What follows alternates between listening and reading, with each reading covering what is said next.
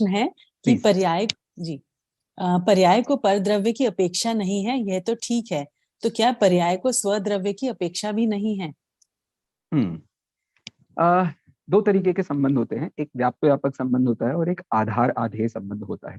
जब दो चीजों के बीच में व्याप्त व्यापक संबंध होता है तो उनमें कोई रिलेशनशिप नहीं होता। जैसे उदाहरण के तौर पर मेरे पास ये किताब है, इसका ये फ्रंट कवर व्यापक है और उसमें ये जो निदान का स्वरूप लिखा है वो व्याप्य है।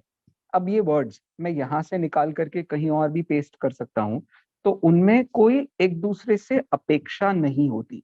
व्याप्त व्यापक संबंध में अपेक्षा नहीं होती।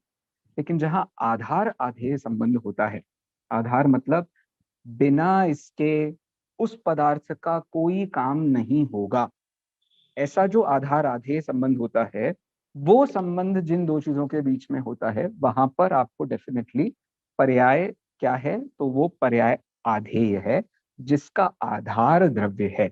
मतलब जीव द्रव्य सदा इन पांच भावों रूप ही परिणमित होगा, ये उसका द्रव्य का स्वरूप है। लेकिन जो भी पर्याय पैदा होगी वो इन पांच में से किसी एक रूप ही पैदा होगी, या इन पांचों के सम्मिलन रूप या जो जैसी अवस्था है वैसी प्रकट होगी, वो उसका पर्याय का स्वरूप है।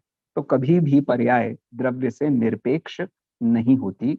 लेकिन हाँ, जो पारिणामिक द्रव्य का स्वभाव है उससे सदा ही निरपेक्ष होती है, क्योंकि वो स्वभाव हमेशा बना रहता है। और पर्याय ये जो दुनिया में बदलती हुई दिखाई दे रही हैं, जो आश्रव बंध संबंध निर्जरा मोक्ष रूप भी दिखाई दे रही है, वो सब पर्यायें बिल्कुल किसी काम की नहीं है। वो पर्यायें निरपेक्ष होती हैं द्रव्य स्वभाव से। लेकिन पर्याय जो स्वभाव है प्रत्येक द्रव्य का, वो उसका आधार आधेय संबंध होने से उसका अपना है।